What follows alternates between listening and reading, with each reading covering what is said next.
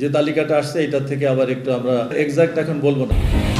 রাজধানীর আলোচিত হাদি হত্যা মামলায় গ্রেফতারকৃত আসামিদের রিমান্ডে জিজ্ঞাসাবাদে বেরিয়ে এসেছে চাঞ্চল্যকর সব তথ্য। পুলিশের জিজ্ঞাসাবাদে গ্রেফতারকৃতরা হত্যাকাণ্ডের মূল পরিকল্পনাকারী এবং সরাসরি গুলিবর্ষণকারী বা মূল শুটারের পরিচয় ফাঁস করেছে। বাংলাদেশ ও ভারতের গোয়েন্দা সহযোগিতার এক নতুন অধ্যায় উন্মোচিত হল ইনকলাব মঞ্চের আহ্বায়ক শরীফ ওসমান হাদি হত্যা মামলার প্রধান দুই আসামিকে গ্রেফতারের মধ্য দিয়ে। দীর্ঘ জল্পনা কল্পনার অবসান ঘটিয়ে ভারতের পশ্চিমবঙ্গের বনগাঁ সীমান্ত এলাকা থেকে গ্রেফতার হয়েছেন মামলার মূল দুই হোতা ফয়সাল করিম মাসুদ এবং আলমগীর হোসেন। প্রাপ্ত তথ্য অনুযায়ী আসামিরা সীমান্ত পাড়ি দিয়ে ভারতে আত্মগোপন করেছিল। তবে বাংলাদেশের প্রতিরক্ষা গোয়েন্দা মহাপরিদপ্তরের ডিজিএফআই-এর সূক্ষ্ম নজরদারি এবং দেওয়া তথ্যের ভিত্তিতেই পশ্চিমবঙ্গ পুলিশ এই অভিযান পরিচালনা করে। সূত্র জানায়, আসামিরা বনগাঁ সীমান্ত দিয়ে পুনরায় বাংলাদেশে প্রবেশের প্রস্তুতি নিচ্ছিল। ঠিক সেই মুহূর্তেই ডিজিএফআই-এর তথ্যের ভিত্তিতে কলকাতা পুলিশ তাদের জালে বন্দী করে।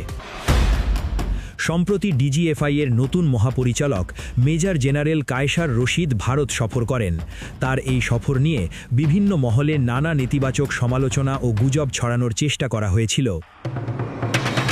তবে হাদি হত্যাকাণ্ডের আসামিদের এই দ্রুত গ্রেফতার প্রমাণ করে যে তার সেই সফর ছিল অত্যন্ত কৌশলগত এবং ফলপ্রসূ। প্রতিরক্ষা বিশেষজ্ঞদের মতে ডিজিএফআই প্রধানের সফরের পরই বাংলাদেশ থেকে পালিয়ে যাওয়া অপরাধীদের বিরুদ্ধে ভারত কঠোর অবস্থানে যায়। এটি কেবল একটি সাধারণ সফর ছিল না, বরং দুই দেশের গোয়েন্দা তথ্যের আদান প্রদান এবং অপরাধী দমনে পারস্পরিক সহযোগিতার এক বলিষ্ঠ প্রতিফলন। হাদি হত্যাকাণ্ড নিয়ে যারা মাঠ গরম করেছিলেন এবং বিভিন্ন সময়ে সেনাবাহিনী ও ডিজিএফআই-এর সক্ষমতা নিয়ে প্রশ্ন তুলেছিলেন, এই ঘটনা তাদের জন্য একটি কড়া জবাব হিসেবে দেখা হচ্ছে। বিশেষ করে প্রফেসর ইউনুসের আমলের তুলনায় বর্তমান সরকারের সময়ে ভারতের সাথে নিরাপত্তা ও অপরাধী হস্তান্তরের বিষয়ে সম্পর্কের এক নতুন মাত্রা লক্ষ্য করা যাচ্ছে। গ্রেফতারকৃত আসামিদের ইতোমধ্যে কলকাতার আদালতে তোলা হয়েছে এবং আদালত তাদের 14 দিনের রিমান্ড মঞ্জুর করেছেন। এখন জনমনে বড় প্রশ্ন, রিমান্ডে আসামিরা কী তথ্য দেয়? এই হত্যাকাণ্ডের পেছনে অন্য কোনো মহলের মদদ বা স্বার্থসিদ্ধির কোনো নীল নকশা ছিল কিনা তা নিয়ে চলছে চুলচেরা বিশ্লেষণ। যদি এই হত্যাকাণ্ডের পেছনে চাঞ্চল্যকর কোনো দেশি বা বিদেশি ষড়যন্ত্রের প্রমাণ মেলে, তবে বাংলাদেশের রাজনীতিতে তা নতুন করে বিতর্ক সৃষ্টি করতে পারে। আসামিদের দ্রুত বাংলাদেশে হস্তান্তরের প্রক্রিয়া শুরু হয়েছে বলে জানা গেছে। এই হস্তান্তরের মাধ্যমেই পরিষ্কার হবে হাদি হত্যাকাণ্ডের প্রকৃত রহস্য এবং এর নেপথ্যে থাকা কুশীলবদের পরিচয়। আরও জানতে চোখ রাখুন ডেইলি নিউজ 36-এ।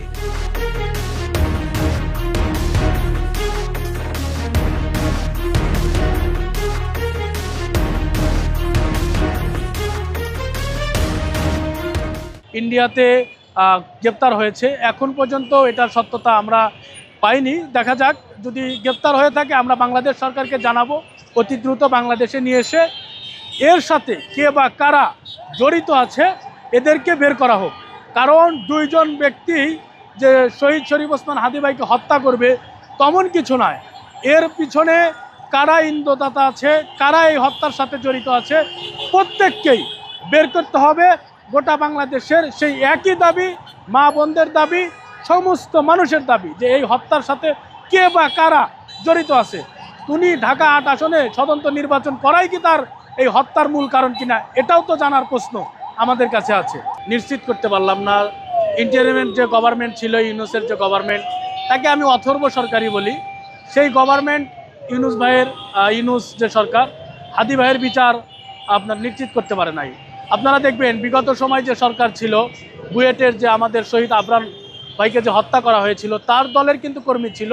সেই আবরান হত্যার খুনির যদি বিচার করতে পারে, তাহলে যেই জুলাইয়ের উপর দিয়ে ইন্টারিম গভর্নমেন্ট এসেছিল, সেই সরকার কিন্তু হাদি ভাইয়ের বিচার করতে পারে নাই।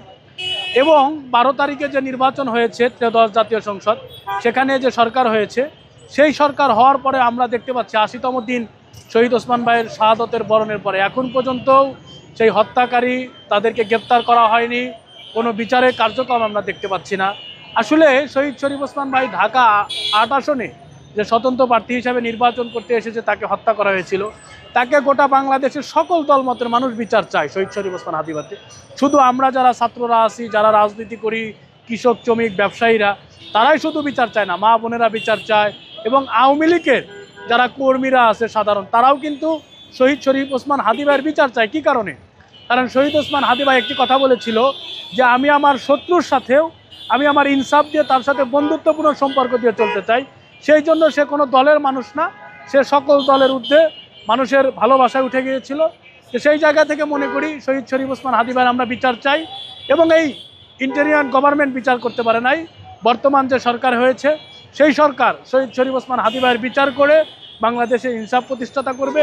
যদি শহীদ শরীফ ওসমান হাদি ভাইয়ের বিচার নিশ্চিত না করতে পারে, তাহলে মনে হবে কোনো একটি গোষ্ঠী এবং ইন্টেরিয়াম গভর্নমেন্টের সময় যে আইন শৃঙ্খলা, এনএসআই বা গোয়েন্দা বাহিনী আছে, তারা এই হত্যাকাণ্ডের সাথে জড়িত ছিল এবং তার হত্যাকাণ্ডকে পালিয়ে যাওয়ার জন্য তারা সহযোগিতা করেছে। কারণ তা না হলে আজকে ৮০ দিন হয়ে যাবে, এখন পর্যন্ত আমাদের শহীদ শরীফ ওসমান হাদি ভাইয়ের হত্যার কেন বিচার হবে না? যেই দেশে আফরান হত্যার বিচার হয়, যেই দেশে রুনি সাগরের বিচার হয়, সেই দেশে শহীদ শরীফ ওসমান হাদি ভাইয়ের হত্যার বিচার কেন হবে না? এই বিচার চাই। আমি শুধু বিচার চাই না, গোটা বাংলাদেশের মানুষ বিচার চায়, সকল দলমতের মানুষ। আফরান ভাইয়ের যেরকম বিচার হয়েছে, আমরা শহীদ শরীফ ওসমান হাদি ভাইয়ের বিচার চাই এবং তার বিচারের মাধ্যম দিয়েই বাংলাদেশে ইনসাফ কায়েম হবে, জনগণের অধিকার প্রতিষ্ঠিত হবে আমি মনে করি।